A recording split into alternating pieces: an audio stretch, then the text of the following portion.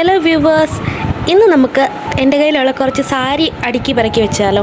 ഓണമൊക്കെ ആയതുകൊണ്ട് തന്നെ കുറേയധികം സെറ്റ് സാരികളൊക്കെ എടുത്ത് നിരത്തിയിട്ടുണ്ടായിരുന്നേ. 2-3 ഫങ്ഷൻസ് ഉണ്ടായിരുന്നു. അപ്പോൾ തിരിച്ച് അടുക്കി വയ്ക്കുന്ന സ്റ്റേജാണ്. അപ്പോൾ ഈ ചുരിദാറൊക്കെ വാങ്ങിക്കുമ്പോഴത്തേനും ഇങ്ങനത്തെ കവർ കിട്ടത്തില്ലേ, സിബുള്ളത്. സെറ്റ് സാരിയൊക്കെ ഞാൻ ഇങ്ങനത്തെ കവറിലാണ് അടുക്കി വെക്കുന്നത്. അതിൻ്റെ കൂടുതൽ പെയർ ചെയ്യുന്ന ഏതെങ്കിലും പെർട്ടിക്കുലർ ബ്ലൗസ് ഉണ്ടെന്നുണ്ടെങ്കിൽ ഞാൻ ഇങ്ങനെ എടുത്ത് അടുക്കി വെക്കും.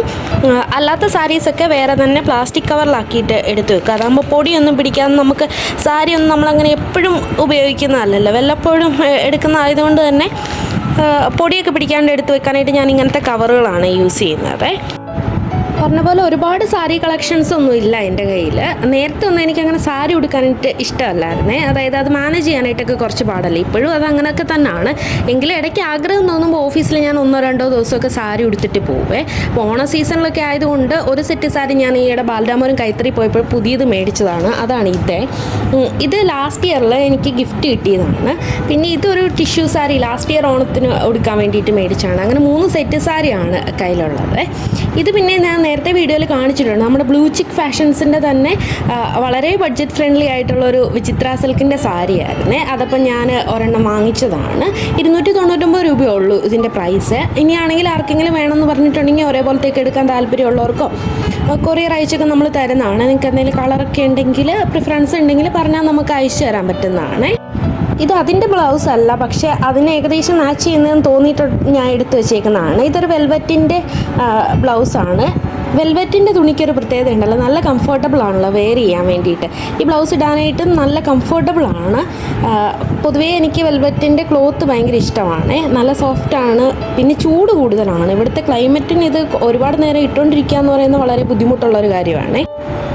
ഇത് ഞാൻ ഈ അടുത്ത് ഫ്ലിപ്കാർട്ടിൽ നിന്ന് വാങ്ങിച്ചൊരു സാരിയാണ്. ഇത് നല്ല പ്യുവർ കോട്ടണിൽ വരുന്നൊരു സാരിയാണ്.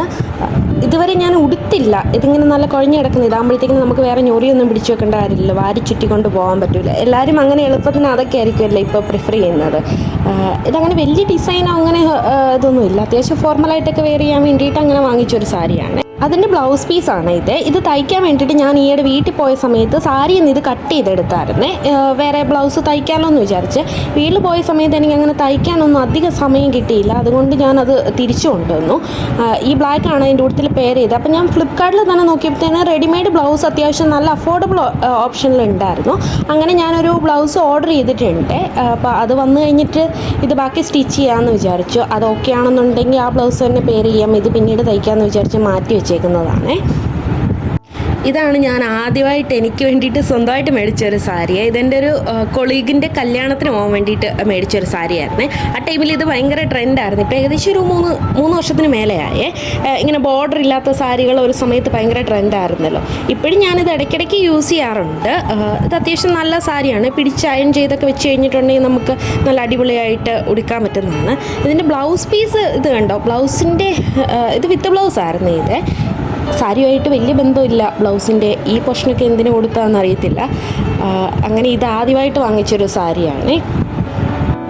ഇതിവിടെ നമ്മുടെ തന്നെ റിലേറ്റീവിൻ്റെ ഒരു ഷോപ്പിൽ പോയപ്പോൾ മേടിച്ചതാണ്. വിചിത്ര സിൽക്കിൻ്റെ ഒരു സാരി. ഇതിന് വലിയ എമൗണ്ട് ഒന്നും ആയില്ല, 350 രൂപ ആയതുള്ളൂ.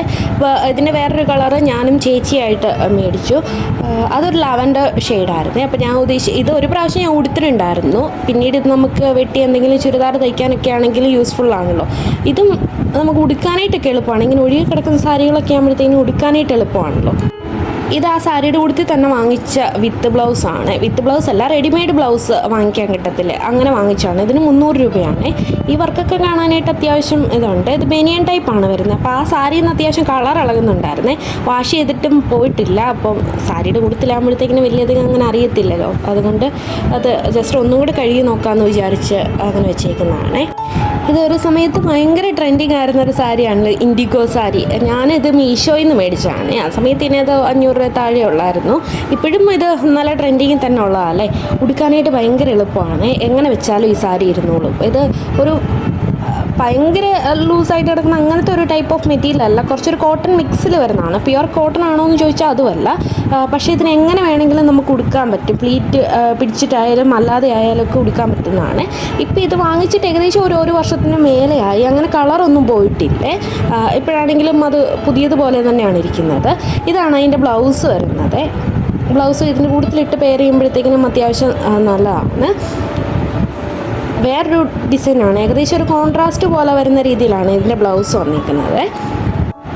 ഇതെനിക്ക് എൻ്റെ ചേച്ചി ഗിഫ്റ്റ് ചെയ്തൊരു സാരിയാണ്. ഇത് ഞാൻ എവിടെ ഉടുത്തിട്ടില്ല, അപ്പം ക്ഷേത്രത്തിൽ എവിടെയെങ്കിലുമൊക്കെ പോകുമ്പോഴത്തേനും ഉടുക്കാമെന്ന് വിചാരിച്ച് വെച്ചേക്കുന്നതാണ്. ഇത് കുറച്ച് പാടാണ്. ഇത് കണ്ടോ, സിൽക്കിൻ്റെ പോലത്തെ ഇങ്ങനത്തെ ഒരു മെറ്റീരിയലാണ്. നമുക്ക് കുറച്ച് നേരത്തെ തന്നെ പിടിച്ച് അയൺ ചെയ്ത് വെച്ചെങ്കിലേ സമയത്ത് ഉടുക്കാൻ പറ്റത്തുള്ളൂ. അതുകൊണ്ട് ഇങ്ങനെ ഞാൻ പെൻഡിങ്ങിൽ വെച്ചേക്കുന്ന ഒരു സാരിയാണ്. ഇത് ഞാൻ എൻ്റെ വേറൊരു വീഡിയോയിൽ കാണിച്ചിട്ടുണ്ട്. രാമചന്ദ്രനില്ലേ, അവിടുത്തെ ഷോപ്പിൽ പോയപ്പോഴത്തേക്കിനും വാങ്ങിച്ചതാണ്. 500 രൂപ താഴെ ആയിട്ടുള്ളൂ ഈ സാരി.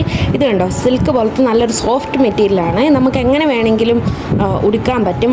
നേരത്തെ പ്ലീറ്റൊന്നും പിടിച്ച് വയ്ക്കണമെന്നില്ല, നമുക്ക് വളരെ ഈസി ആയിട്ട് തന്നെ ഉടുക്കാൻ പറ്റും. ഓഫീസിലൊക്കെ പോകുന്നവർക്കൊക്കെ അത്യാവശ്യം നല്ലതായിട്ട് രാവിലെ തൊട്ട് വൈകുന്നേരം വരെ ഇരിക്കുന്നതല്ലേ. അപ്പോൾ സാരി കുറച്ച് കംഫർട്ടബിൾ ആണെന്നുണ്ടെങ്കിലല്ലേ നമുക്ക് ആ ഒരു, അല്ലെങ്കിൽ നമുക്കൊരു ഇറിറ്റേഷൻ ഫീൽ ചെയ്യുമല്ലോ. ഇതങ്ങനെ നല്ല സോഫ്റ്റ് ആയിട്ടുള്ള ഒരു സാരിയാണ്. ഇതാണ് ഇതിൻ്റെ ബ്ലൗസ് വരുന്നത്. ഇത് വിത്ത് ബ്ലൗസ് തന്നെയാണ് ഇതിലുണ്ടായിരുന്നതാണ്. ഇതിൻ്റെ ബോർഡറിൽ ഇത് കണ്ടോ, ഇങ്ങനത്തെ ഒരു കസവൊക്കെ വരുന്നുണ്ട്. അത് അത്യാവശ്യം നല്ല ഒരു ഫോർമലാണോ എന്ന് ചോദിച്ചാൽ വലിയ ഫോർമലാണ്. തീരെ ഇൻഫോർമലും അല്ലാത്ത രീതിയിലൊക്കെ നമുക്ക് ഓഫീസിലൊക്കെ കൊടുക്കാൻ പറ്റിയ ഒരു സാരിയാണ്.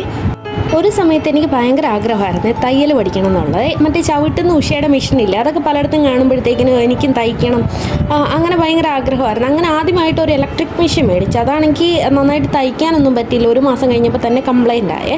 പിന്നെ അങ്ങനെയൊക്കെ പോയി പഠിത്തമൊക്കെ കഴിഞ്ഞു. പിന്നെ കോവിഡ് സമയത്ത് ഇങ്ങനെ വീട്ടിലിരുന്ന സമയത്ത് ഒരു ഉഷയുടെ ഒരു പഴയ മെഷീൻ കിട്ടി. അതിൽ നിന്നാണ് ഞാൻ ശരിക്കും തയ്ച്ച് പഠിച്ചു തുടങ്ങിയത്. ഞാൻ വേറെ എവിടെയും പോയി അങ്ങനെ പഠിച്ചിട്ടൊന്നുമില്ല. ഫുള്ള് യൂട്യൂബിലൊക്കെ നോക്കിയിട്ടാണ് ഞാൻ കുറേയൊക്കെ സ്റ്റിച്ചിങ് വെട്ടാനായിട്ടും അങ്ങനെയൊക്കെ പഠിച്ചത്. ആദ്യം കുറേ തുണി വേസ്റ്റായി പോവും, കറക്റ്റായിട്ടൊന്നും വരത്തില്ല, അങ്ങനെയൊക്കെ ഉണ്ടായിരുന്നു. പിന്നെ ആയപ്പോൾ എൻ്റെ എല്ലാ ഡ്രസ്സും ഞാൻ തന്നെയായിരുന്നു സ്റ്റിച്ച് ചെയ്യുന്നത്. ഇതൊക്കെ ഞാൻ അങ്ങനെ സെൽഫായിട്ട് നോക്കി തയ്ച്ച ബ്ലൗസുകളാണ്.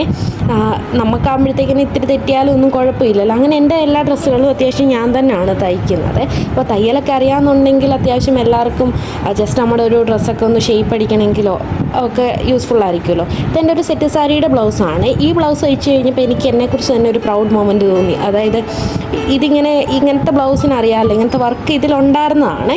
അപ്പോൾ ഇങ്ങനത്തെ വർക്ക് ഉള്ളതിനകത്ത് ഈ വർക്ക് എവിടെയെങ്കിലുമൊക്കെ ആയിരിക്കുമല്ലോ അവർ കൊടുത്തേക്കുന്നത്. അപ്പോൾ നമുക്ക് നല്ലതായിട്ട് പ്രൊഫഷണലൊന്നും അല്ലല്ലോ നമ്മളിത് വെട്ടാൻ വേണ്ടിയിട്ട്.